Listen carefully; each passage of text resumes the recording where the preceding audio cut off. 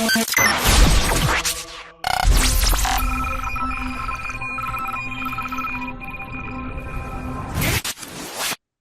and gentlemen, it's a great pleasure having you here for our Q3 advisory board meeting. It is an even greater pleasure to host Velina Tchakarova for the very first time. We know each other for quite a while. Actually, my wife plays tennis with Velina, and we just briefly talked about a very pleasant dinner that we had together with Jim over here in Vienna. So Velina, thank you very much for taking the time. Thank you very much for the invitation. It's a great pleasure being with you today and discussing one of, I would argue, most interesting developments in the world of geopolitics and geoeconomics, which certainly is also interesting very much for investors. Thanks, Velina. And here with us, obviously, our regular member, Jim Rickards. You know, nobody has to introduce him, but you all know his fabulous books, the national bestsellers and the New York Times bestsellers, Road to Ruin, Death of Money, Currency Wars, one book that was really influential for us. You also wrote the New Case for Gold, and most recently Sold Out: How Broken Supply Chains, Surging Inflation, Political Instability will sink the global economy. But as our special guest is Velina, I would like to introduce her with her biography. With over 2 decades of professional experience and academic background in security and defense, Velina is an expert in the field of geopolitics. At her consultancy phase, Velina utilizes her extensive network of experts and real-world experience to offer customized solutions for clients to navigate the geopolitical landscape and make informed decisions. She helps clients plan for potential risks and trends that may arise from the geopolitical environment of their country, region, or sector, while preparing scenarios for their business amidst the complex challenges of the future. And Velina, you're now also self-employed, you're an entrepreneur, so all the best in this new challenge, and I know that you'll be very successful running your own business. Also here with me, obviously, my dear partner, Mark. Mark? Hi, everybody. Sorry, I was on mute. Hi, Ronnie. Hi, Velina. Hi, Jim. We'll do a very quick housekeeping before we jump into the discussion that will focus about the topics of the BRICS Summit and, you know, perhaps, you know, the key messages, but also what's probably not so obvious and perhaps a little bit hidden.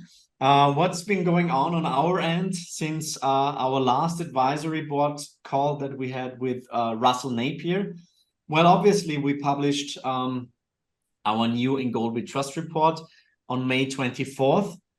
It's been a great success. The title, the leitmotif of this year's report was Showdown.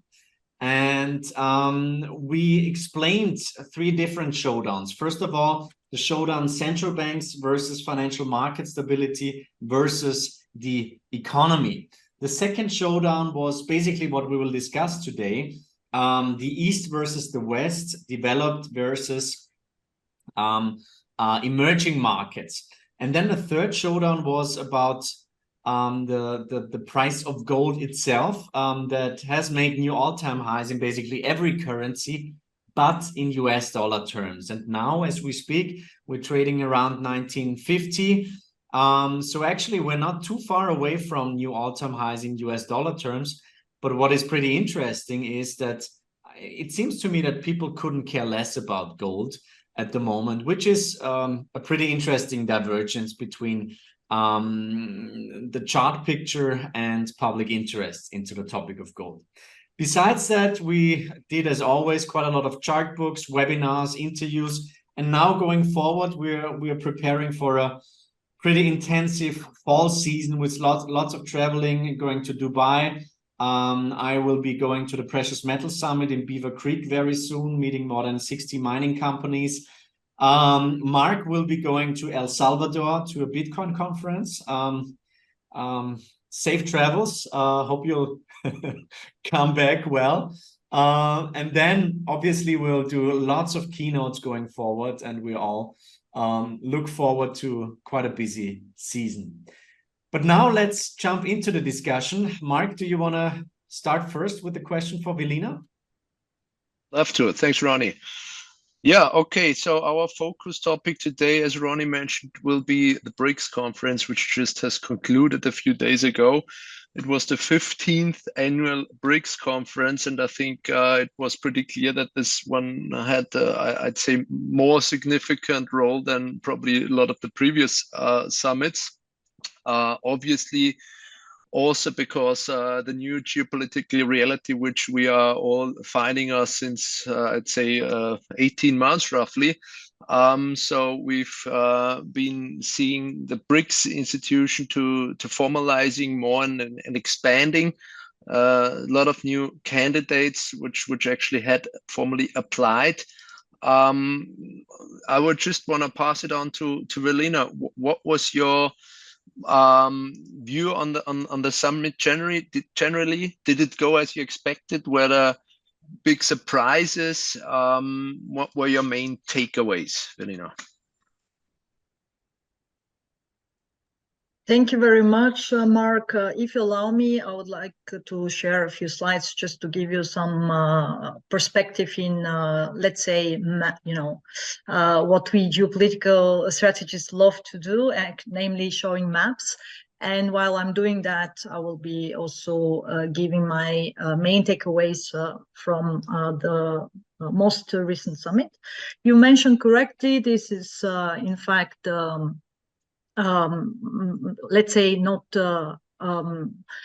more or less surprising summit in terms of expectations. It has been gradually building up over the last 15 years of summits. If you take a look even at the footage, as I did, obviously, you will see the usual suspects at the table of the talks, because at the core of BRICS, we have, first and foremost, the RIC format. What is RIC? This is the famous actually format between the foreign ministers of Russia, India, and China, and it's a very kind of behind the curtains format, given the fact that India and China on the one hand are actually natural rivals and have been involved in various border conflicts, military conflicts with the use of force. They have an agreement from 1997 in which actually it says that both troops are not allowed to use actually weapons. Why? Because of the fear of escalation that may result in nuclear actually exchange, both the nuclear powers. They have also a lot of water conflicts. So it's a lot of geopolitical dynamics behind this tandem of China and India. At the very same time, we have another very interesting tandem that is Russia and China. In fact, I've been arguing, and Jim would confirm, that this is probably one of the most overlooked geopolitical developments from the last 10 years since Xi Jinping came to power in 2013. This gradual and steady buildup of the relationship in all strategic domains and key feuds has been manifested now with the war actually against Ukraine. And what I argue is the emergence of a Cold War 2.0 scenario between United States and China. But about that a little bit later. Let's go back to the questions.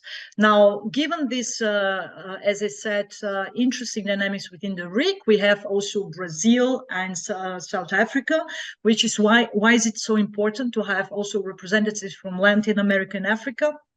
South Africa being at the top of the African countries with obviously with the biggest GDP and international exposure. Brazil, significant commodities powerhouse, not only in the region. There is the first message I have for you, and that is that the role of the so-called global South will be rising. if we actually consider the dynamics I've just actually shortly outlined for you, namely the biggest mega trends in geopolitics: US-China, China-Russia, China-India, and then, of course, once again, unfortunately, the so-called Global South will be the most competed terrain for interactions. Of course, that obviously has also positive stories, not only negative ones. And the BRICS is such a positive story, where currently China and Russia, on the one hand, are trying to create, and that this is something that they have been doing for quite some time now, an anti-Western and specifically anti-US narrative. They are trying, on the one hand, to do this for ideological reasons, because they do not like to have a unipolar world, global order, in which actually the United States have the say, so to speak, more or less. But also they are doing this in order to present an alternative. So it goes in both ways. And for that matter, BRICS, which is by no means institutionalized format, serves the purposes. It serves the purposes because it has this appeal specifically towards the Global South because of the colonial past of most of the Western powers. It serves the purposes also because it gives more opportunities to these countries to hedge suddenly against two competitors. That, of course, means that at regional level, as we have already observing this scenario, for instance, in the Middle East, they have more options on the table. They could actually reach out to the United States and say, we need a better deal because we otherwise have also China around the corner. In the Russian case, it is more about geopolitics rather than geoeconomics. In the Indian and in the Chinese case, it's really about geoeconomics first and foremost, specifically because they are now trying to penetrate new markets. They're trying to present new, let's say, formulas for business. In the famous case of China, this is, of course, very much linked to the prepotentious BRI strategy once announced in 2013. So you see the you see already the kind of non-coincidental similarities of the launch of certain initiatives. To 2013, another key launch, namely the BRI, at that time, One Belt, One Road. And here, once again, the BRICS is just part of it, next to the creation and the strengthening of other important regional organizations. Think of the Shanghai Cooperation Organization. This is probably the most institutionalized one, contrary to the BRICS, which is a very loose format, which obviously is also meant to stay that way. And we can discuss this a little bit later, why I think is going to be the reason. Maybe a little bit similar to what we've experienced with this year's strengthening of the so-called Quad format by the United States, which is a quadrilateral format between United States, India, Japan, and Australia. So in that way, a lot of symbolism is actually meant to happen. So a lot of what you're going to read, I do not recommend you to read the declaration, by the way, declaration number 2, because they were actually struggling to agree on declaration number 1. So declaration number 2 has already more than 90 bullet points. Some of them are quite long, and a lot of the symbolism is meant to be exactly that, to actually create a perception of something, because in the geopolitics world, perception of power is power. So in this case, the projection towards the Global South is that China has a bigger role to play. China has also managed through this modus vivendi of coordination with Russia. Think of Russia as this experienced former superpower that has all these relevant networks from the time of the Soviet Union, when it comes to Africa, when it comes to the Latin American continent, when it comes to a lot of Asian countries. The exposure there is thanks to the diplomatic know-how, thanks to the intelligence services penetration. And this, of course, gives a lot of access to mostly what? Raw materials, mining operations, and business deals.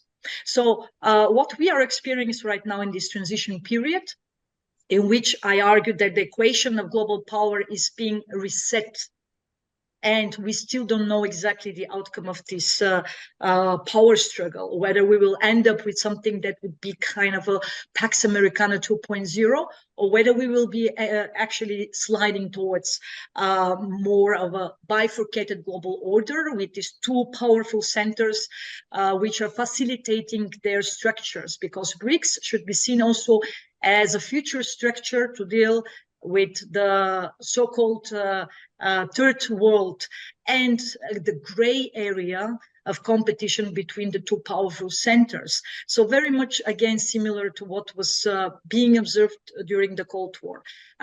Again, here a question mark to in a sense that we are in the middle of these processes.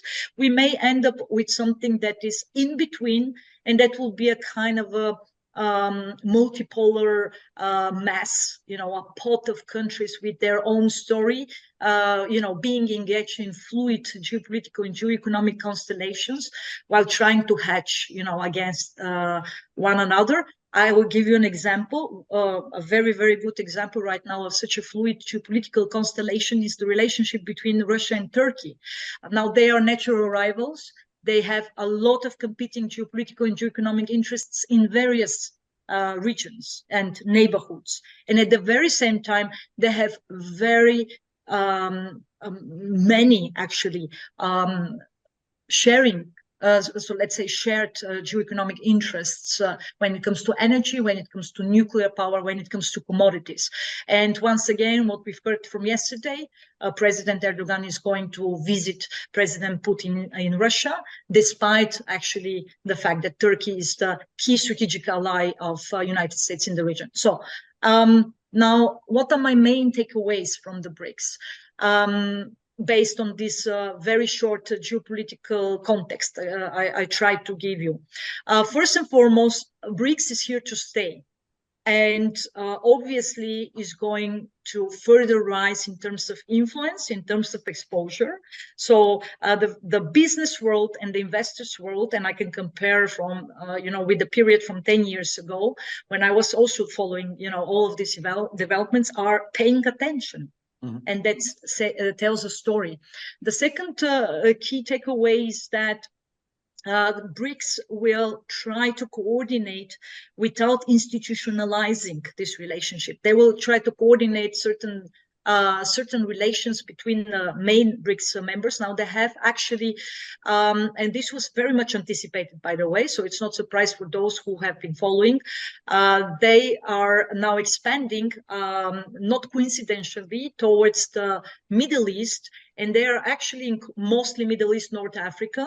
Why? Because this is the natural terrain for exposure and for expansion, as seen from China, first and foremost. And second, from Russia's point of view, this is the natural vertical axis of expansion of the Russian geopolitical and geoeconomic interests. And third, India is very much in the boat as well, because Indian geoeconomics has been witnessing an immense growth and an immense, actually, exposure on the African continent, specifically in the eastern littorals of the African continent. So it is obviously an overlapping interest here to expand towards these countries. And these are not coincidental countries.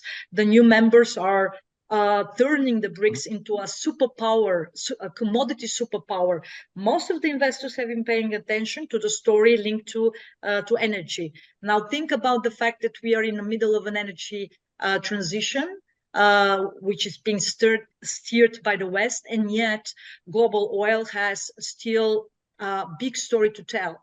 And at the same time, when we talk about the superpower commodities bloc, given the enlargement, BRICS is in fact also turning into a food commodities superpower. So we have the oil suppliers, we have the biggest oil importer in the world being part of this. And here, of course, one one natural takeaway would be that these members would be inclined into trading in the future in their own national currencies, or they would actually come up with a mechanism that would enable them to trade accordingly without actually sticking to the old scheme, which is obviously the petrodollar system.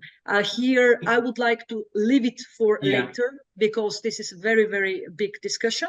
I have also my answer to its final point. Food, you should not underestimate the importance of also of the food commodity story.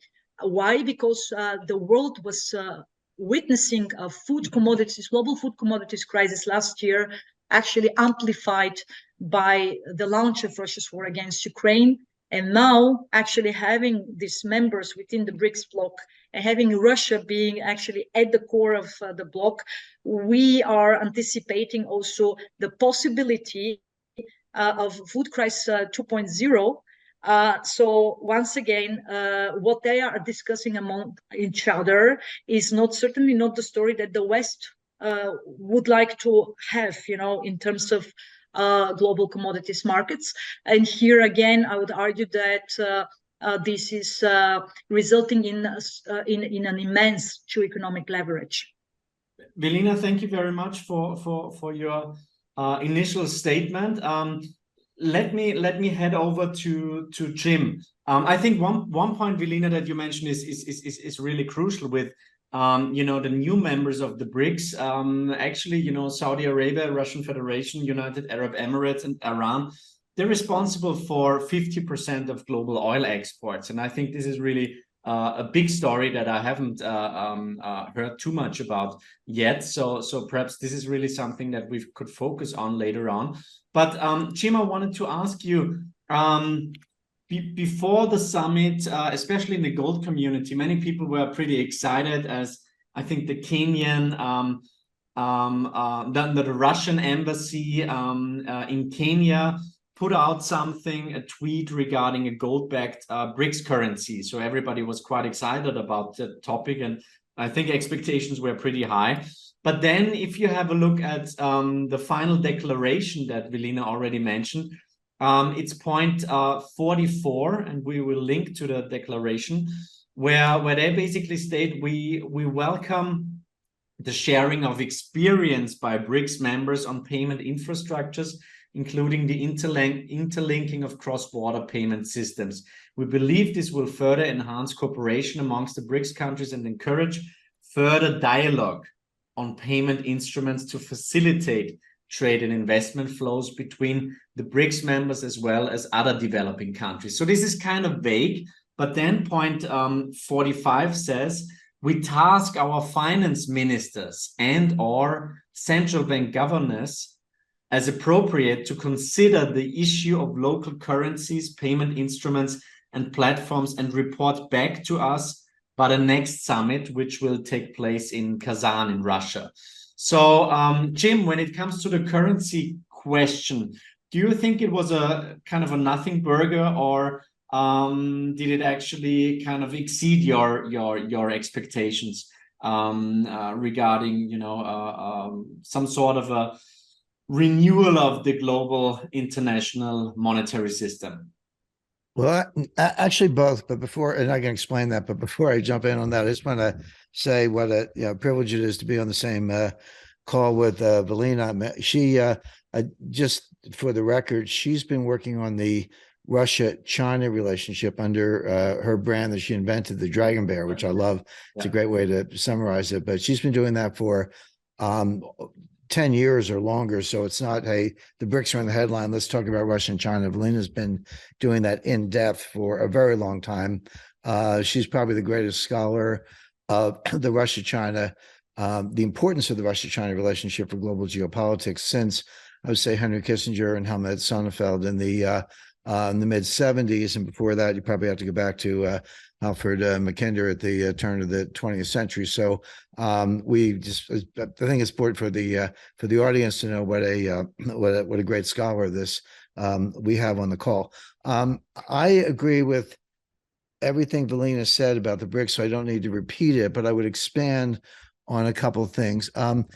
I consider it much more institutionalized than Velina was describing. Of course, the Shanghai Cooperation Organization and the Eurasian Economic Union, kind of Putin's answer to the EC. They've got secretariats and they've been around. They have treaties and or agreements, so they are more institutionalized. But I mean, let's not forget the BRICS set up the New Development Bank in 2014, which, if you look at its mission, is really the World Bank. It's saying, hey, we're going to have our own World Bank. And there are stockholders in the New Development Bank that are not members of the BRICS. So they opened up that capital subscription. They had 100 billion of subscribed capital, 50 billion paid in, 50 billion callable, and the ability to issue bonds in any currency, which the World Bank also has. So their leverage potential is quite high. And Dilma Rousseff, the former president of Brazil, is the head of the New Development Bank. So I think that deserves some credence. And then they have the contingent reserve arrangement, which they set up in 2015, also at $100 billion, which is a clone of the IMF. So it's basically the original mission of the IMF was not to, lend money to Ukraine. It was supposed to be a swing lender for people with balance of payments difficulties to give them cash to maintain a currency peg until they could change their policy. That's what this contingent reserve arrangement is. And also, again, it's $100 billion. So they've got their own World Bank in the form of the New Development Bank. They've got their own IMF in the form of the contingent reserve arrangement. They do have a secretariat in Shanghai. And by the way, I'll speak for myself, very focused on the currency point that you raised, Ronnie. And this is the Leaders Summit, the 15th Leaders Summit, so it's a very big deal.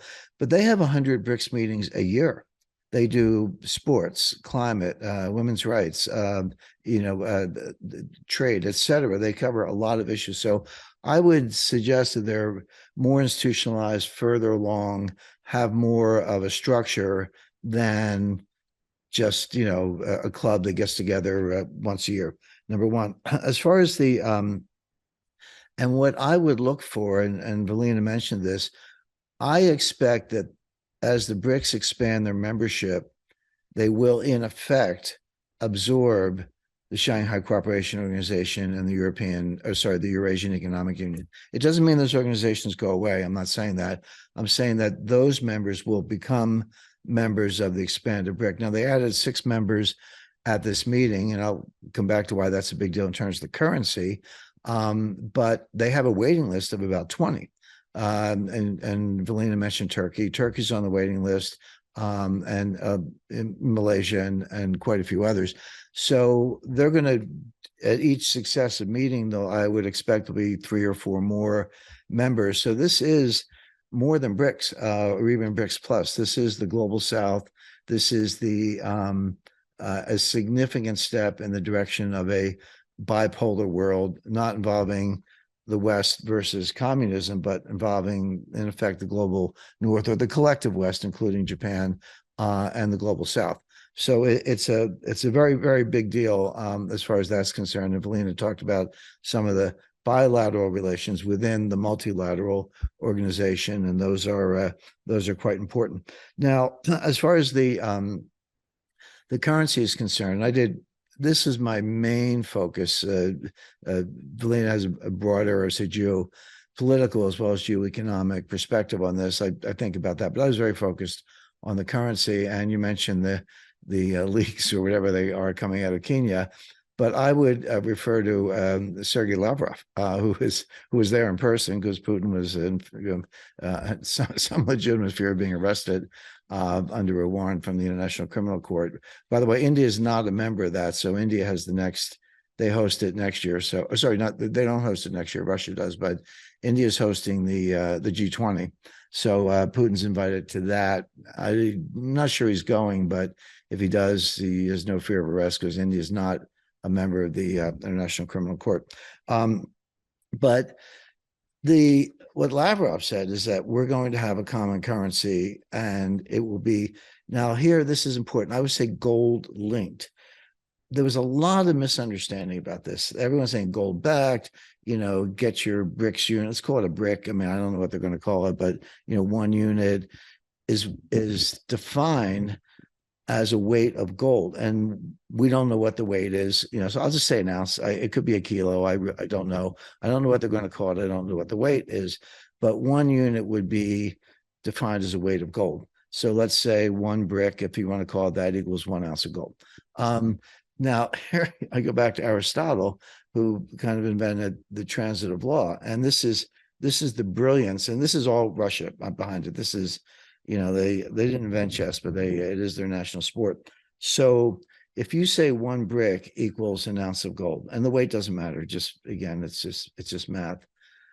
And we know that a weight of gold has a dollar value because the global gold market is in dollars, and you can buy gold with euros, but all the pricing, the futures, the derivatives, the unallocated forwards, all the junk that JP Morgan sells, all of that is in dollars. So if a brick equals an ounce of gold, an ounce of gold equals, today, whatever, 1950, give or take, through a simple transitive law, you get a brick dollar exchange rate. But here's the key. You're not linking the brick to the dollar. You're linking the brick to a weight of gold, which means that as the dollar value of gold fluctuates, and one brick is pegged to gold, the brick dollar exchange rate is floating through a transitive law, but the bricks don't have to do any work.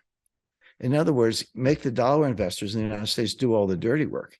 They have to maintain the market. They got to speculate. They got to hedge. They got to commit capital. The bricks are just free riders. They just sit there and say, "Hey, we're an ounce of gold. Gold, what is it today? Let's take a look." So that's part of the brilliance of this. And by the way, this is exactly what John Maynard Keynes proposed to Bretton Woods. And Keynes went through the same path. Keynes started, and I read all his papers. He wanted something called the Bancor. He did not want the dollar linked to gold and everything else linked to the dollar, which is where it ended up because the U.S. delegate Harry Dexter White was a Stalinist agent who wanted to destroy the British Empire. He didn't want any of that. He wanted real world money that could be issued by the IMF, called it the Bancor. And he started out with a commodity basket, so many barrels of oil, so many tons of weeds, so much corn, et cetera. And he pretty quickly encountered all the difficulties that you would expect, which is even so-called commodities are not completely homogeneous. I mean, there's 72 kinds of oil around the world based on sulfur and viscosity and transportation costs, insurance, et cetera. So Keynes pretty quickly got to gold, not because it's shiny and pretty, but because it's an element. Gold is gold. You don't have to worry about the sulfur content of gold. If it has sulfur, it's not gold. The BRICS are going down the same path because and again, public statements, this comes from Lula and Lavrov and others, they looked at the commodity basket. In fact, that's I think the most recent kind of, on the record stuff, looked at the commodity basket. And the minute I saw that, I said, they're going down the same intellectual path that Keynes did in 1944. They're going to end up with gold. And that is what Lavrov said last winter. Now, it was one comment, came and went. A lot of people got spun up about it. But that's the path they're on. Now, what happened at the summit that advanced that path? And you're right. I had the misfortune of reading the statement. I should have listened to Velina and skipped it because it's 50 pages or so of just diplomatic boilerplate. And there's nothing. And you're right about the two references you made, Ronnie. Although they're really about payment channels, which are completely different than payment currencies. That's just setting up fiber optic undersea cables, and so again they can get around SWIFT, get out from under Fedwire, get out from under the U.S. controlled dollar denominated payment channels. They're building their own payment channels. So that's the first thing you would do. But beyond that, what does it take? And I had this debate with a really brilliant monetary scholar that I follow very closely, so I have the utmost regard for his work. But he said the BRICS can never have a currency because they don't have a common fiscal policy. I said, time out. Have you ever heard of the euro? I mean, there's no common fiscal policy in the euro. You think the Italian and Greek fiscal policy is the same as Germany and the Netherlands? Of course not. You don't need a common fiscal policy to have a currency union or a common currency. you do need a central bank. You do need an issuer. You can't just have Italy issuing as many euros as they want, and that's the role of the European Central Bank. But that role could be performed, and probably will be performed, by the National Development Bank. And as I said, that's one. They could set up a new central bank if they want to.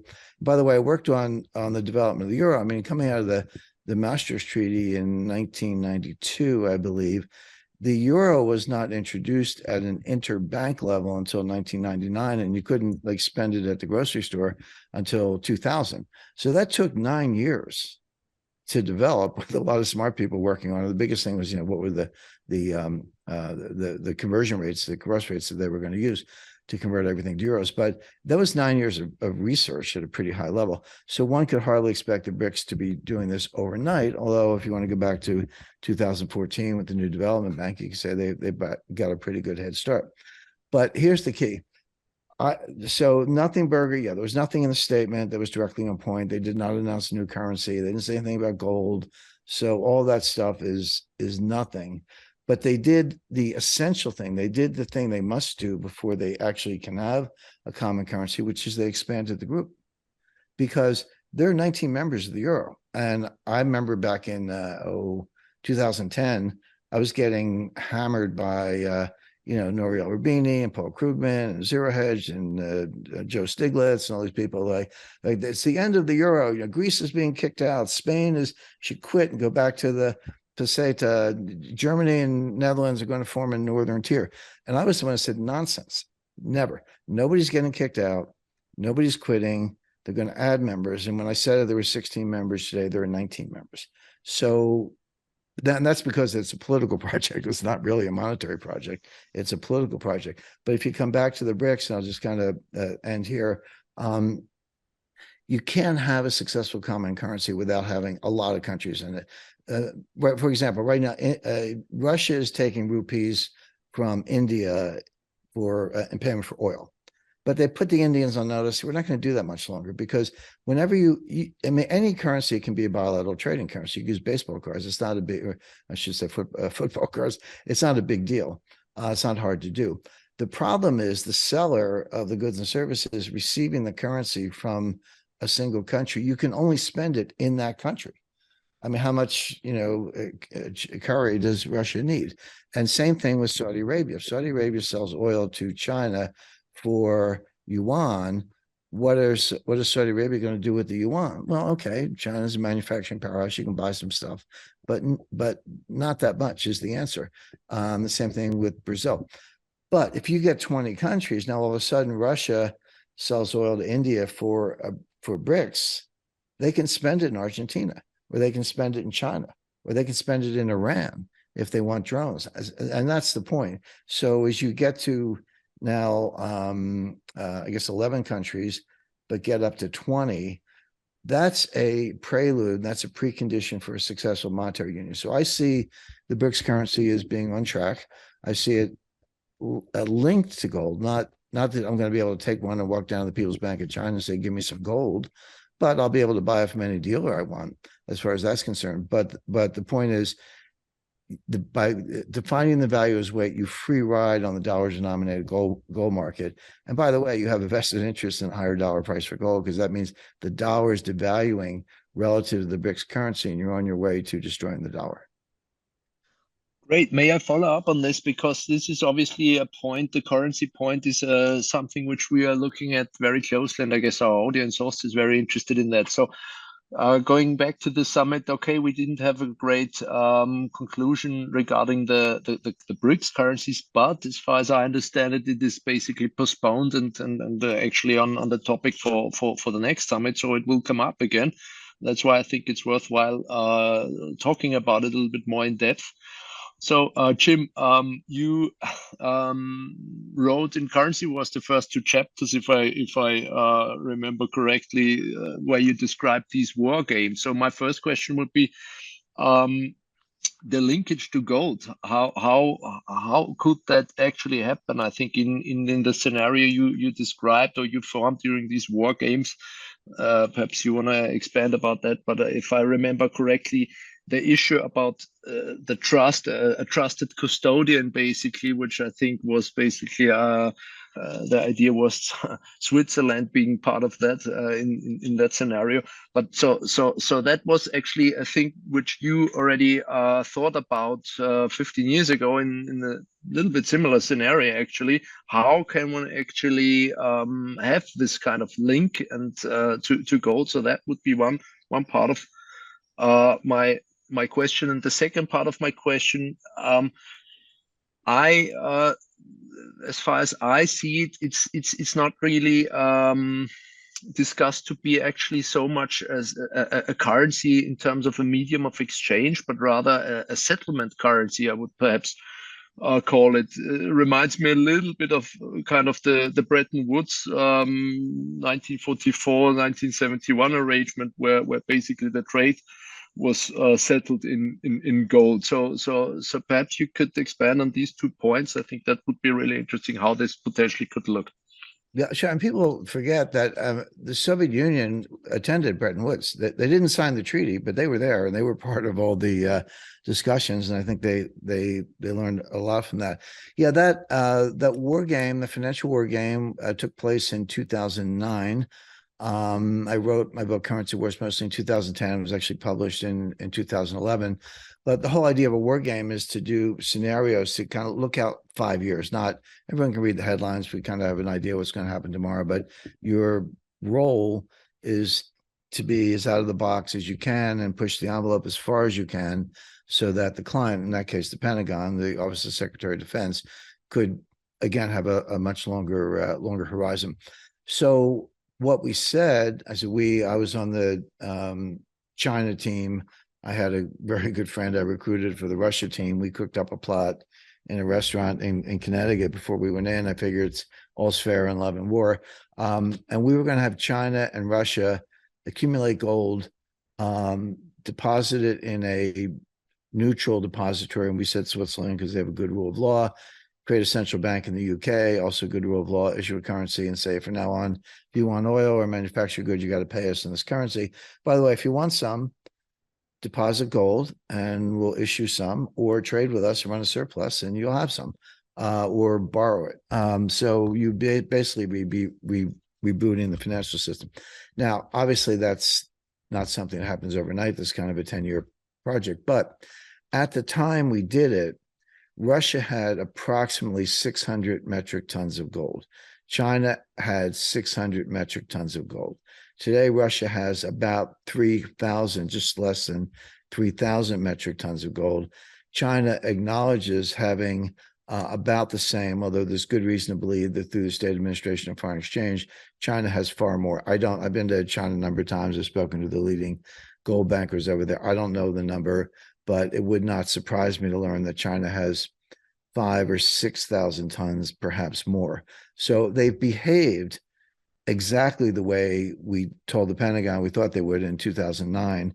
But that was kind of pre-BRICS. I mean, I think 2000, maybe it's 2006, they got together at the UN General Assembly, but the BRICS have come a long way in the meantime. So they've got the gold, but they're building out the institutional framework and they have partners. So this is still a long-term play, but I see all these pieces coming together. By the way, Mark, I've just been we're conducting a new financial war game. This will be at the end of February 2024, with some similarities, but one big difference. We have access to this being done under the auspices of the Florida Institute of National Security. I'm a board member there at the University of Florida, Gainesville, but we have access to the third fastest non-government supercomputer in the world. They call it the Hypergator. Of course, everything in Florida is a gator. You know, that's their mascot. But and I'm working on a new book on AI GPT. But one of the things we're thinking of doing is specifying the teams and have maybe 5-person teams. Maybe get Velina to come over to Florida and join one of our teams. But we're thinking of 5-member teams, 4 humans and a robot, like an AI, like a GPT robot that would be on the team, and we could say to the robot, what would you do, or what do you think about this, et cetera. So but we have the computing power to kind of back that up. So I'll let you know how that turns out. But yeah, these by the way, in that book, page 250. The book came out in 2011. There's a whole section on Ukraine, Russia, and natural gas. So the point is, you got to keep looking forward. You got to keep moving down the road. These things are happening. They happen slowly. People say, oh, you know, the BRICS thing came and went. Where's the gold-backed currency? They made a major step in that direction by expanding the membership. Just one number. We had that chapter in this year's In Gold We Trust report about the gold flows, and we basically said that you know, the price of gold is more and more influenced and being made in Mumbai and Shanghai and in Dubai, and less so in Zurich, in London, and in New York. And it was really staggering. We crunched the numbers, and you know, just the number of imports to China and to India in the last 20 years, there was 34,000 tons of gold. So yeah, really big numbers, and it's obviously not really coming back into the Western world. Velina, is there anything that you want to add regarding Jim's thoughts on the currency question and especially, you know, kind of commodities or gold-backed BRICS currency? Yes, Ronnie, I would like to add a few things. Would you be so kind to also give me the rights to upload the slides, because this will actually complement Jim's contribution. There are a few interesting maps that I can show to our audience, and of course I will share the slides so that they also understand work. Yeah. So that they also understand really the geographic exposure. Now, obviously, you can see the slides, right? Yes. Yeah, perfect. Now, perhaps can you go full screen? Yeah, just a second, please. Sure. Now, obviously, Jim mentioned already a few examples, while I'm trying actually to move it on the other direction for you to see better. And as I said, I will anyway share the slides with you. The institutionalized formats with participation of China, Russia, but also India, are the Shanghai Cooperation Organization. You can see actually that the circle of friends and partners has been gradually expanding. So you can see on the slide, the map above is actually the Shanghai Cooperation Organization, a really institutionalized geopolitical format in which security issues are also being handled between the members, and India is also a member of this club. Iran has been recently also accepted. So you see a lot of overlapping between BRICS and the Shanghai Cooperation Organization. Now, Jim also mentioned Eurasian Economic Union, and I want you to know that this has been a copy-paste project by Russia, based on the way how the European Union has been institutionalized in terms of, you know, the waves of internal institutionalization. Think of customs union, think of, you know, the all the relevant political fields that have become European policies instead of policies of the member states, and even the point of common currency. And that's why I wanted to mention that, because I think it's really important to put these developments into the context. In fact, the Russian president wanted to launch a common currency by the Eurasian Economic Union. Now, meanwhile, the Eurasian Economic Union and the Shanghai Cooperation Organization are, I argue, the two interesting formats, regional formats that we need to closely follow, because Putin has been insisting on the merger of the Eurasian Economic Union and the BRI, the Chinese Belt and Road Initiative, into a kind of bigger institutionalized format. Why? Because they entail the Central Asian countries. And as you can see, from the BRICS map as well. It is very much about the Central Asian, the West Asian terrain, and Southeast Asia, and how this is then being projected through the Middle East towards Africa and Latin America. So it's a very much East-West expansion by China, whereas, as I mentioned, in the case of Russia, it's a vertical expansion from the Arctic along the eastern flank of NATO, which is the western flank of the Russian armed forces, the Eastern European terrain, the South Caucasus, Black Sea, Mediterranean, and then you see obviously a lot of overlapping with the Chinese interests. There is a very important trend that we have been also observing in terms of the rising share of the BRICS countries in the global economy, based on the purchasing power. This is something that we need to pay attention to, and obviously, the share in global in the global GDP is also being converted in geoeconomic exposure. So once again, this rise is not only about symbolism or about narratives, but it is actually based on the trade power on the one hand, within the BRICS members being really big producers for goods, but also suppliers of commodities.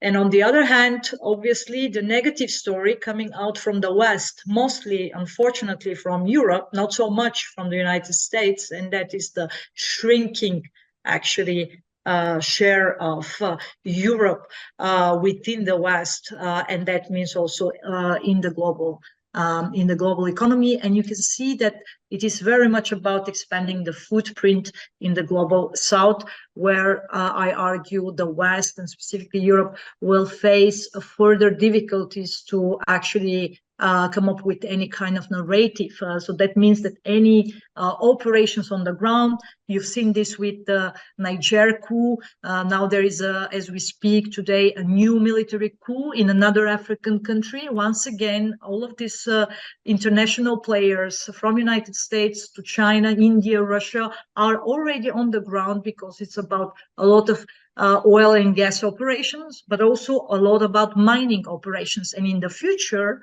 I argue, as this escalation will increase, be it a verbal one or a factual one in terms of military operations in gray zones and in peripheries, we will see, of course, a lot of competition about the access to resources, raw materials, rare earths, and so on and so forth. And here, once again, you see BRICS not only as a commodity superpower, but specifically when it comes to the rare earths, which are critical for the energy transition. Alone, China stands for 98% of those rare earths when it comes to Europe. So Europe is 98% dependent on China. And we mentioned the 6 newcomers, the 6 new members. So I've also prepared a map to show you actually when it comes to, alone when it comes to the oil reserves, what it really means actually to have all these countries. Of course, the biggest geopolitical story here is the normalization of the relations between Saudi Arabia and Iran. This, in fact, enabled the membership within BRICS. This is my key takeaway. It would have not been possible for them to join BRICS if the normalization of the ties would have not happened before that under the Chinese umbrella. So what we are going to see specifically in the region, and I think this is a very, very important story for investors, is that the old Middle East is no longer called Middle East. Because BRICS call the region the West Asia. So the West Asian region is going to witness immense growth, economic growth, because of the pressure for the normalization of relations. We're going to observe normalization of relations between Saudi Arabia and Israel. We are going to see further development of the axis India, UAE, Israel. We are going to probably see some kind of talks between Israel and Palestine. And Iran, of course, is going to witness further improvement of relations with the United States because of this pressure. So you see the cascading effects of a single event that has been actually the Chinese mediation in the relationship between Saudi Arabia and Iran. And I'm not going to go into the military dynamics, such as the Yemeni war, such as the Syrian war theater, and so on and so forth, because this is not interesting to our, so much interesting for our listeners right now.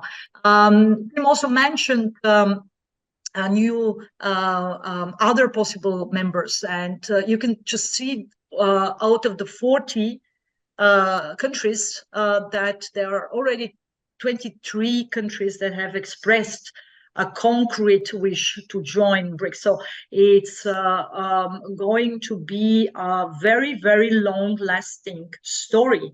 And just to not be misunderstood, when I said it's not an institutionalized format, it's just that I mean that they do not see the necessity to institutionalize. They will continue to deepen the relationship. They will continue to facilitate a lot of initiatives within the BRICS umbrella, whereas they will not see any, in my view, necessity to have an institutionalized format similar to, let's say, the Shanghai Cooperation Organization. And when it comes to the currency issue, because this has been an issue for the last 10 years, at least. So they have been talking about specifically since 2014. You remember what happened in 2014? The first invasion of Ukraine happened in 2014. So BRICS was very important to Russia to actually bypass international sanctions and to actually break international isolation.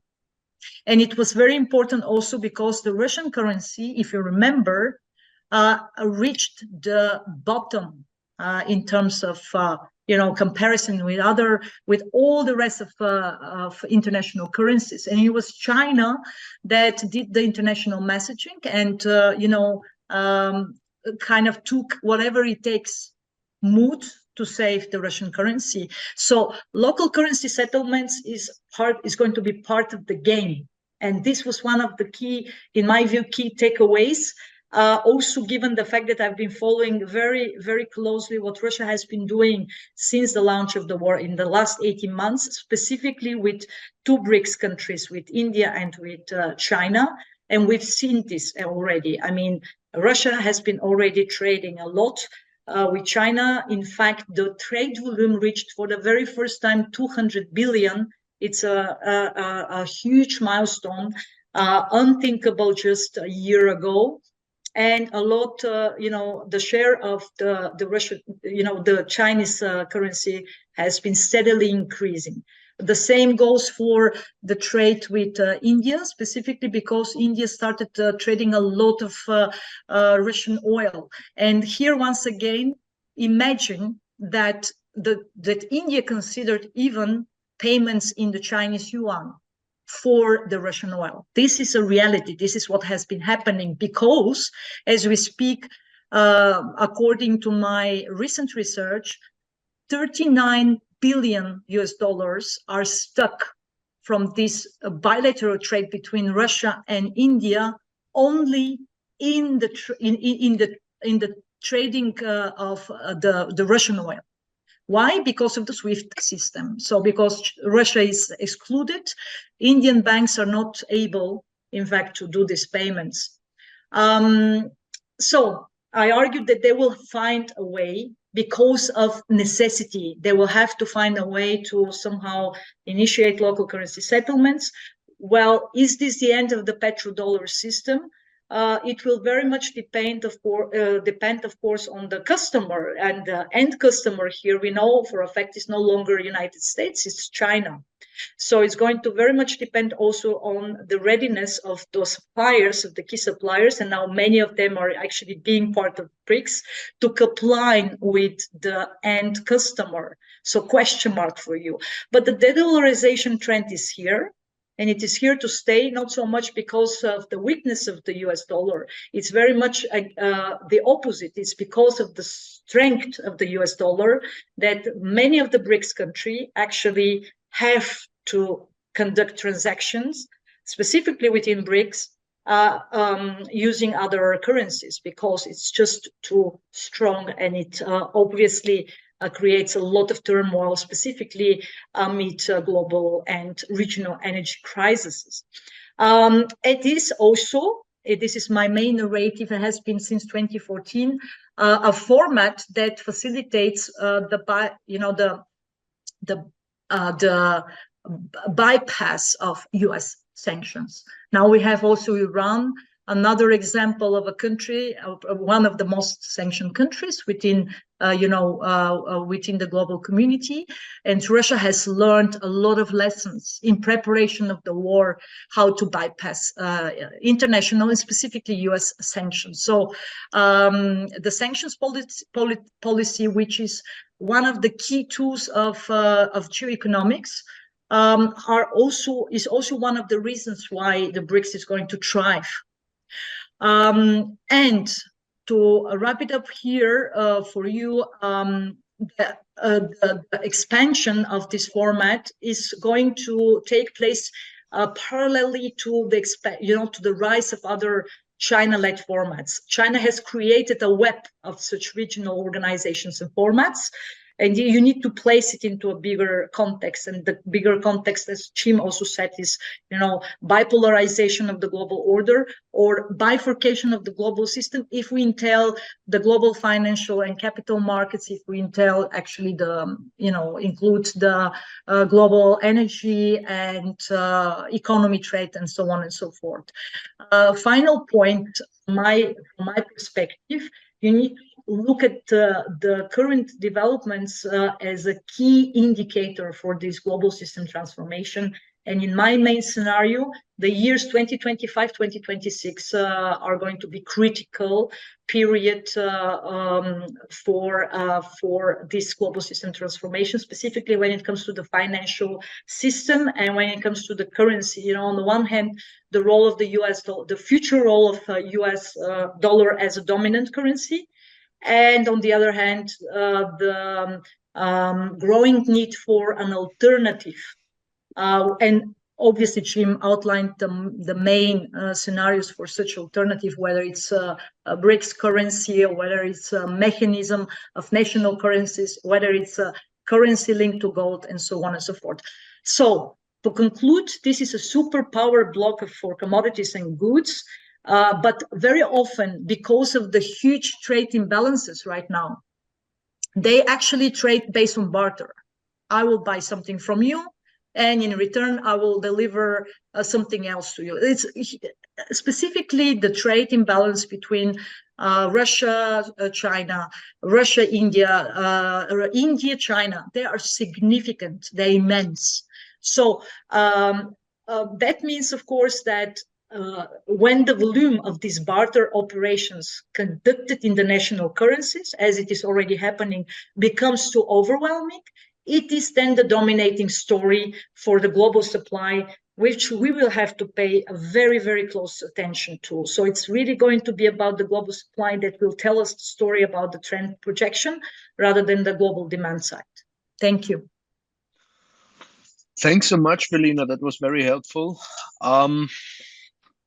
So this is obviously a very dynamic process. I would like to perhaps switch a little bit to the reaction of the West, and obviously the US is in the driving seat. I think it's very obvious on the Western side.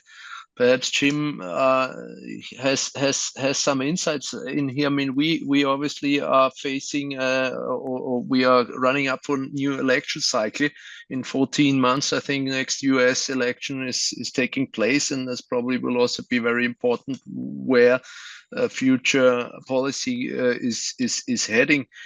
My question to you, Jim, do you think it's possible that there, as reaction of this formation of the global South, that there could be a major pivot actually with potentially a new president, if there should be a new administration in 15, 16 months from now? I mean, we're seeing quite interesting field of candidates. I'm thinking of Vivek Ramaswamy, who actually formulated a very radically different strategy. What are your thoughts? What could be the reaction coming out from the US going forward? Yeah, I'll address that, Mark. That's about 3 hours worth of material, maybe our next quarterly call. But I will address that. I just want to drop a couple quick footnotes on Velina's commentary, which is, of course, brilliant. She mentioned another coup in Africa today. That's right. It's Gabon. And just to put a finer point on it, Niger is the major source of uranium for France, which is one of the 2 largest nuclear reactor builders in the world. And Gabon is a major oil exporter. So when Velina said commodities play a role, they absolutely play a huge role. By the way, I've been to both places. I prefer Niger. Climate's better. Gabon, cannibalism is still widely practiced. No, seriously, I was warned just to kind of watch your back a little bit in Gabon, but they do have oil. I not disagree, but I would add a little nuance to Velina's point about China bailing out the Russian ruble. It is true that after the sanctions, the Russian ruble crashed. It lasted for about a minute.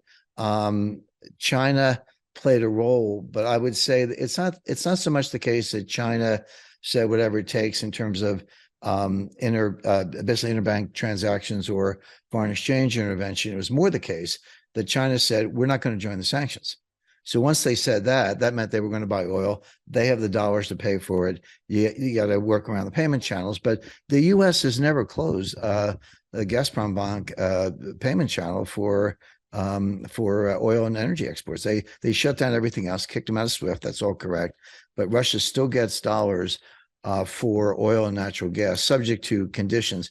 But the point is, the minute China said, we're not in the sanctions, we're going to buy Russian oil, and then India pretty quickly said the same, neutral on sanctions, that was enough for the market to say, okay, Russia's going to get through this. Interestingly, there was a leak from a phone call between Olaf Scholz and Macron about 4 or 5 days ago. And they were talking to each other, and they've both been talking to Putin.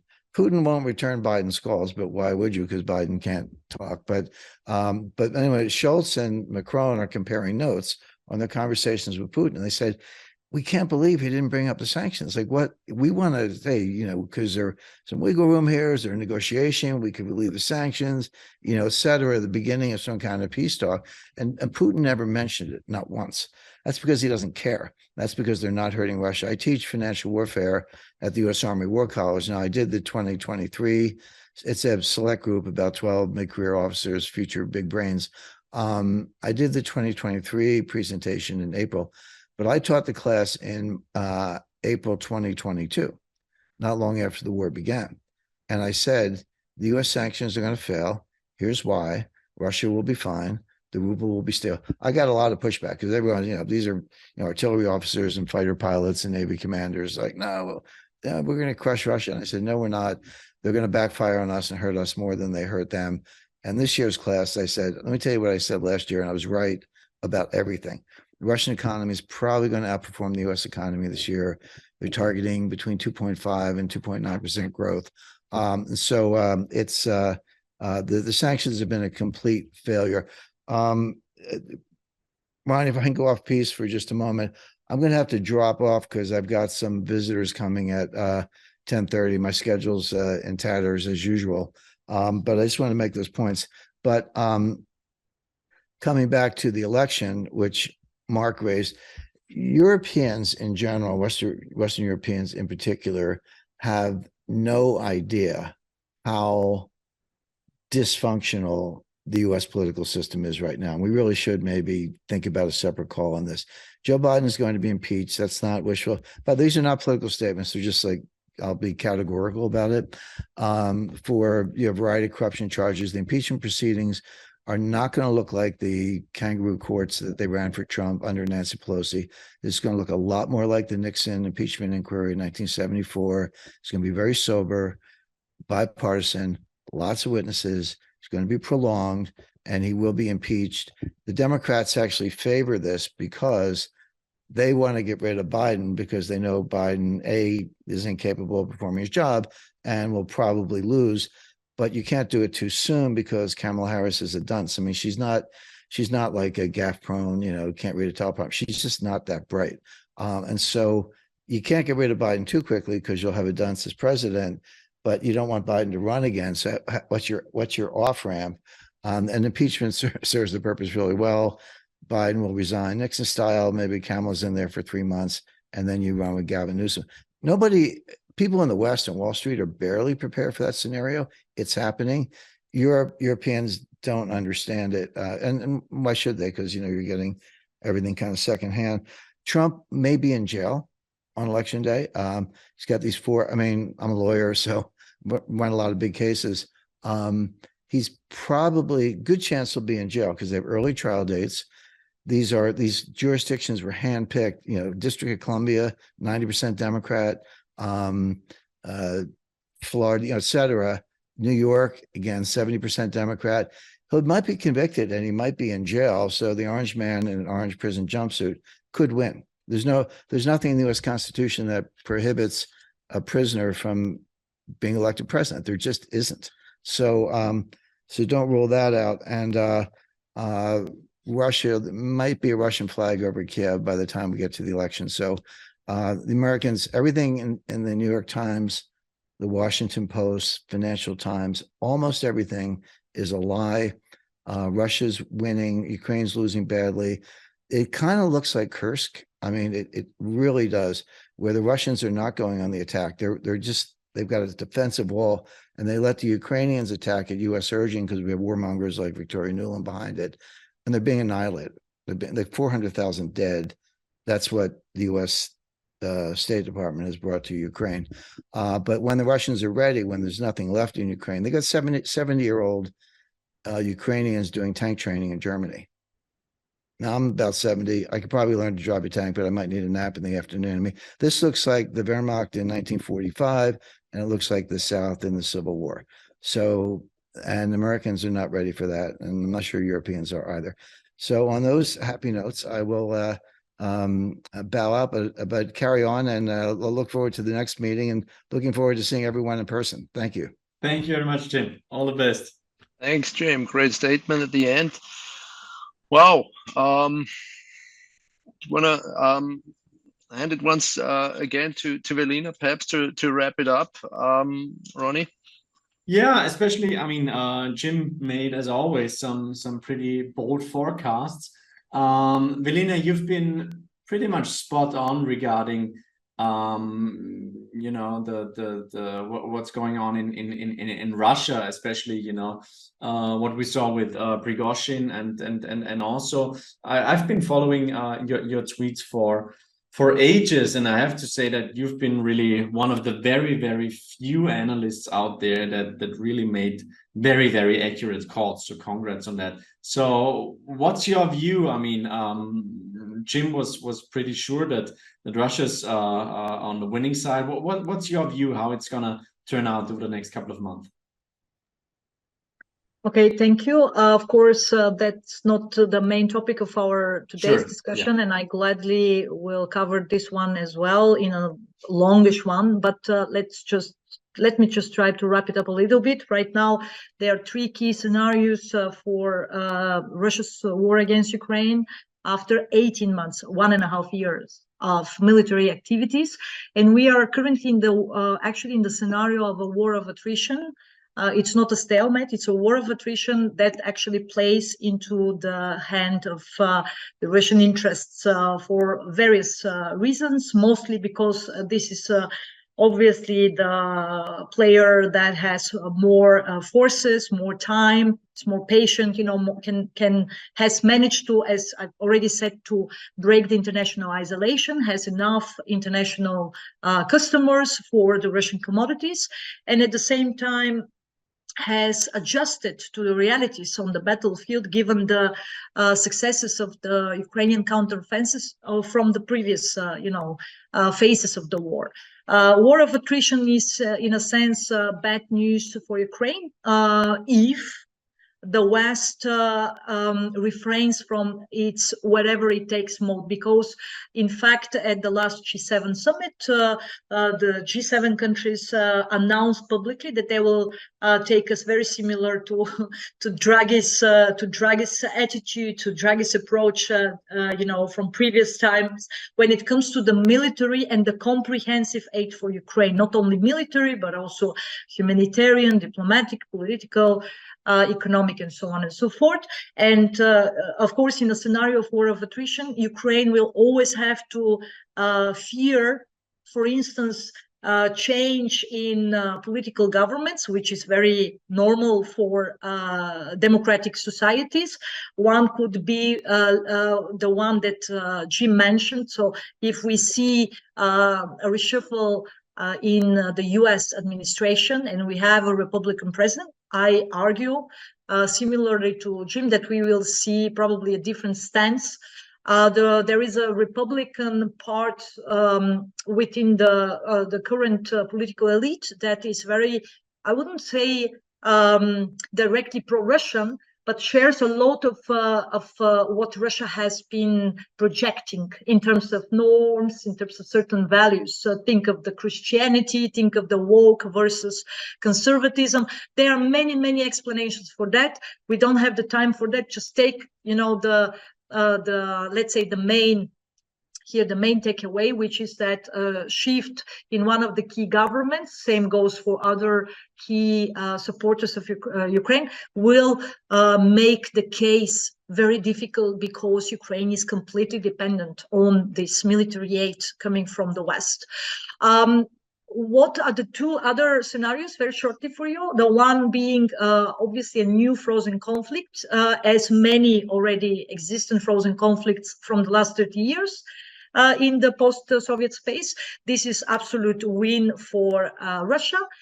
This would mean the following: there are negotiations, then let's say some kind of legitimization of the Russian-occupied territories. Currently, Russia controls over 18% of the Ukrainian territory. If we exclude Crimea, so further 18%, and in a negotiation scenario where both have to agree on something, this frozen conflict will enable Russia to replenish forces, to strengthen economically, also geopolitically, with various alliances and partnerships. At the very same time, it will make the case for Ukraine very, very difficult to, come back to the battlefields and try to regain what has been lost. There is a third scenario, and this is Russia still. So nobody knows exactly what is going on behind the curtains of the Kremlin. It's a closed box.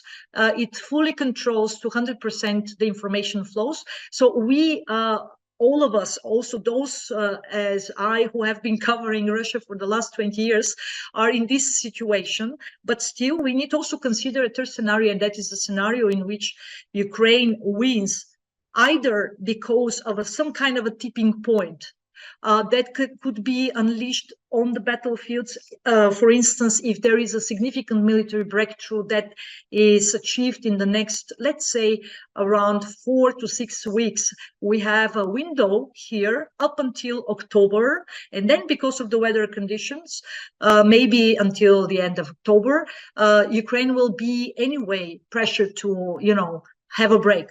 It could be an economic tipping point. Once again, I wouldn't agree with Jim on the matter of sanctions, because we've seen, and even in the trade imbalances that I've been observing with China and India, I see a clear picture of difficulties for the Russian main sources of revenue, even the oil and gas sector, the diamond sector, so on, and so gold sector, and so on and so forth. So here again, we could see it's a tipping point. That could be also a black swan event that could unleash an immense pressure on the Kremlin. Black swan means, of course, a highly unexpected event with significant impact on the matter, on the events. So here, once again, we are in the intersection between these three scenarios, and we have to closely observe.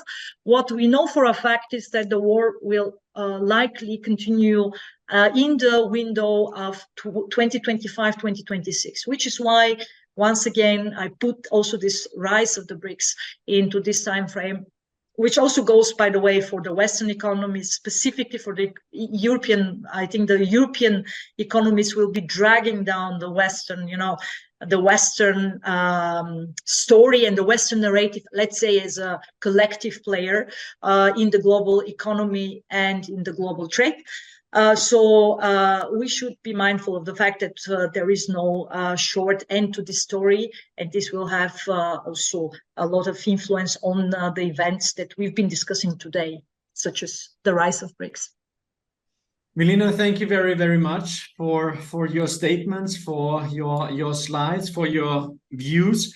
I think in general, it's basically a big conflict, a rivalry that we are seeing and that has occupied us since the Enlightenment and the French Revolution. It's basically, the insistent forces that basically want to defend the status quo and the institutions that are around for decades, and those progressive, younger, newer forces that basically want to clean up with the institutions of the past and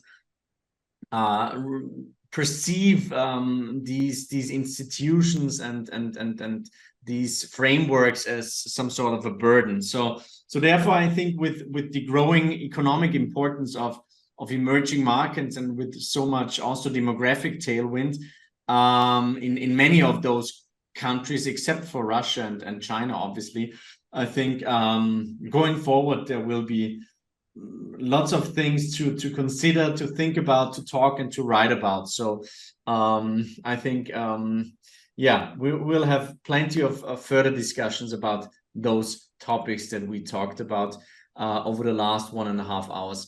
Velina, I want to sincerely thank you for attending this advisory board call. Now let us know how we can learn more about you and your services, where we can meet you, subscribe to your services. Where shall we go to? Thank you, Ronnie. Very much appreciated. So you can click on my webpage for a conscious experience and take a look at some of the products I've announced there. I cover 5 geopolitical megatrends, which I think are quite relevant for investors as well. And they are entailed in my monthly reports, my monthly geopolitical reports, where I also offer obviously Q&A webinars. So when the monthly reports are sent out for my annual membership subscribers, I have also a free weekly newsletter where I just point to some of the current developments and try to inform the audience about relevant events from the world of geopolitics and geoeconomics. You can just subscribe to the newsletter on my webpage. And for the rest of let's say requests, I offer also one-on-one sessions, depending, of course, on the demand, on the specifics of the client. I have international clients, so it's not only Europe-centric, given my background. And I will be doing a workshop on technology and geopolitics in person in September in the direct vicinity of Vienna, in our lovely neighborhood. It's really no entry-level workshop. It's meant actually for those who want to dive into the complexities of the nexus between technology and geopolitics, and would like to use this information for the sake of investments or for the sake of positioning their businesses, accordingly. So that's all on my side. Thank you very much for the invitation today. It was a great pleasure to cover all of these important topics, and specifically to be again with Jim Rickards. I can only recommend his books. I've been in constant exchange with him over the last decade on many of the topics he has published about, and looking forward actually to our future exchanges with you. Velina, thank you very much. You're also a great follow on Twitter, or on X as it's now called. Thanks again for taking the time. Yeah, we look forward to hosting you in the future as well. Thank you very much, Mark. Thank you. Take care, everybody. Thanks, Velina. All the best. Thank you, Mark. Take Thank you care. very Thank you, much. Ronnie. Bye-bye. Bye.